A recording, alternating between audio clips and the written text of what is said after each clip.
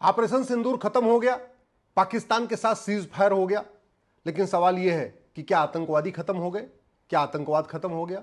नहीं, आज भी मुठभेड़ चल रही है। क्यों?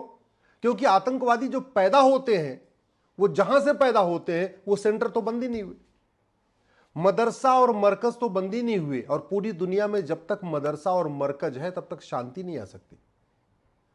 इसलिए मैं पहले भी कह चुका हूं, हेट स्पीच को डिफाइन करना चाहिए और जितनी भी रिलीजियस किताबें हैं, जितनी भी मजहबी किताबें हैं, सबको रिव्यू करना चाहिए, सबकी समीक्षा होनी चाहिए।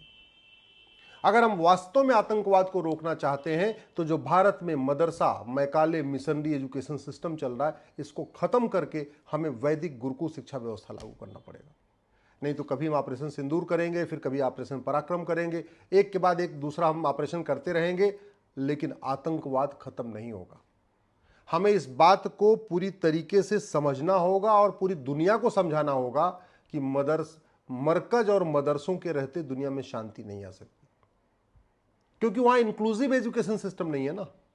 वहां मदरसा और मरकज में वसुधैव कुटुंबकम नहीं सिखाया जाता, मदरसा और मरकज में जननी जन्म भूमिष्य नहीं सिखाया जाता, मदरसा और मरकज में सर्वमंगल मांगल्य नहीं सिखाया जाता, मदरसा और मरकज में सर्वे भवन्तु सुखिनः नहीं सिखाया जाता। मदरसा और मरकज में तो केवल नफरत सिखाई जाती है कि जो खुदा की इबादत करे, जो अल्लाह को माने वो पाक, जो न माने वो नापाक, और जो नापाक हैं इनको मारो, इनको धोखा दो, इनके सामान पे कब्जा कर लो, इनकी बहन बेटियों पे कब्जा कर लो, सब कुछ सिखाया जाता है। और एक बात ये भी ध्यान रखिएगा, आप ये मत सोचना कि भारत के मदरसे अच्छे हैं, चाहे वो भारत का मदरसा हो या पाकिस्तान का मदरसा हो, अफगानिस्तान का मदरसा हो या बांग्लादेश का मदरसा हो, सिलेबस कॉमन होता है। जो पाकिस्तान के मदरसों में सिखाया जाता है वही भारत के मदरसों में सिखाया जाता है, कोई अंतर नहीं है। और दुर्भाग्य देखिए, भारत के संविधान में कहीं मदरसा शब्द ही नहीं है। भारत का संविधान का आर्टिकल 27 तो कहता है कि मजहब को प्रमोट करने के लिए सरकार एक पैसा खर्च नहीं करेगी, और मदरसों में मानवता को प्रमोट नहीं किया जाता, मदरसों में मजहब को ही प्रमोट किया जाता है। भारत का संविधान का आर्टिकल 28 कहता है कि सरकार के द्वारा मान्यता प्राप्त किसी भी स्कूल में मजहबी टीचिंग नहीं होगी, और मदरसों में मजहबी टीचिंग होती है। मदरसों में इंसानियत नहीं सिखाई जाती, मदरसों में केवल और केवल मजहबी टीचिंग होती है। आर्टिकल 30 कहता था कि भाई देश के सभी लोगों को एजुकेशन इंस्टीट्यूशन खोलने का अधिकार है, लेकिन हमारे सुप्रीम कोर्ट के जजों ने, हमारे पुराने सांसदों ने, हमारे मंत्रियों ने उस एजुकेशन इंस्टीट्यूशन को मदरसा समझ लिया, जबकि मदरसा दीनी तालीम केंद्र होता है, दीनी तालीम सेंटर है, वो एजुकेशन इंस्टीट्यूशन नहीं होता। एजुकेशन इंस्टीट्यूशन उसको कहते हैं जहां सबके कल्याण की बात हो, जहां एक यूनिवर्सल एजुकेशन हो, जहां सबको एक जैसा बराबर कंसीडर किया जाए। मदरसों में ये नहीं होता, फिर भी वो चलता जा रहा है। समाधान क्या है? समाधान ये है कि अगर हम भारत को बचाना चाहते हैं तो सबसे पहले समान शिक्षा लागू करनी चाहिए। भारत को हम बचाना चाहते हैं तो मजहब के आधार पर जितने नियम कानून चल रहे हैं इन सबको खत्म करके समान नागरिक संहिता लागू करना चाहिए। भारत को बचाना चाहते हैं तो एक समान धर्मस्थल संहिता लागू करना चाहिए, धर्म और रिलीजन को स्पष्ट करना चाहिए, धर्म और रिलीजन के अंतर को बाकायदा स्कूल के सिलेबस में शामिल करना चाहिए, और एक समान धर्मस्थल संहिता लागू करनी चाहिए। अगर हम भारत को बचाना चाहते हैं तो समान जनसंख्या संहिता, यूनिफॉर्म पॉपुलेशन कोड तत्काल लागू करना चाहिए। हम दो हमारे दो तत्काल लागू करना चाहिए। अगर हम भारत को बचाना चाहते हैं तो सबसे पहले हमें कानून का खौफ पैदा करना पड़ेगा। भगवान श्री राम ने कहा था भय बिन होय न प्रीत, भगवान कृष्ण ने कहा था सठे साठ्यम समाचरित, हमारे दादा परदादा कहते थे लोहा लोहे को काटता है, लेकिन हमने कानून का खौफ पैदा ही नहीं किया।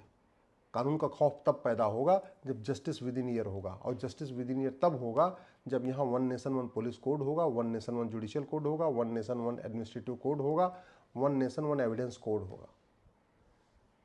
जस्टिस विद इन ईयर तब होगा, फटाफट मुकदमों का फैसला तब होगा जब झूठ गंभीर अपराध होगा, झूठी जांच, झूठी एफआईआर, झूठी गवाही, झूठा वकालतनामा, झूठा एफिडेविट, ये गंभीर अपराध होगा।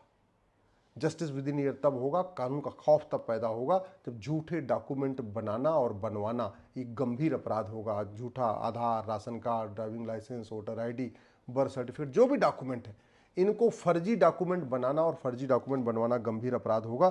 तब जाके भारत सुरक्षित होगा। नहीं तो ऑपरेशन सिंदूर होगा, फिर उसके बाद फिर कोई और ऑपरेशन करना पड़ेगा, फिर कोई और ऑपरेशन करना पड़ेगा, ये चलता रहेगा। और वैसे भी आप देख लीजिए, कश्मीर में जो आतंकवादी मुठभेड़ होती है तो हम आतंकवादियों को मार देते हैं। आतंकवादियों को स्लीपर सेल को कभी मारा क्या आज तक? नहीं मारा, जबकि स्लीपर सेल का भी उतना ही योगदान है आतंकवाद को फैलाने में। आखिर क्या कारण है कि भारत के बॉर्डर पे और भी राज्य हैं जो पाकिस्तान से मिलते हैं?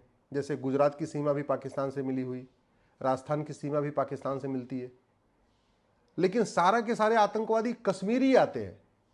ये सारे आतंकवादी गुजरात क्यों नहीं आते? सारे आतंकवादी राजस्थान क्यों नहीं आते? क्योंकि कश्मीर में उनको स्लीपर सेल मिलते हैं। और स्लीपर सेल क्यों मिलते हैं? क्योंकि मदरसे में जो टीचिंग होती है वो चाहे पाकिस्तान का मदरसा हो या कश्मीर का मदरसा, एक समान है। तो जब तक मदरसा नहीं बंद होगा, मरकज़ नहीं बंद होगा, आतंकवाद खत्म नहीं होगा। अगर हम वास्तव में भारत को बचाना चाहते हैं तो हमें यूनिफॉर्म सिटीजनशिप कोड बनाना चाहिए। जासूसों को, गद्दारों को, स्लीपर सेल को, आतंकवादियों की मदद करने वालों को, जिहादियों की मदद करने वालों को, इनकी नागरिकता खत्म करने के लिए प्रावधान करना पड़ेगा। अगर हम भारत को बचाना चाहते हैं तो हमें 100 रुपये से बड़ी नोट बंद करना पड़ेगा। हमें 5,000 रुपये से महंगे सामान का कैश लेन देन बंद करना पड़ेगा। क्यों? क्योंकि इनकी जो जिहादियों की पूरी फंडिंग हवाला के जरिए आती है, खाड़ी देशों से आती है। इनको एफसीआरए के जरिए फंडिंग आती है, तो एफसीआरए को भी खत्म करना पड़ेगा।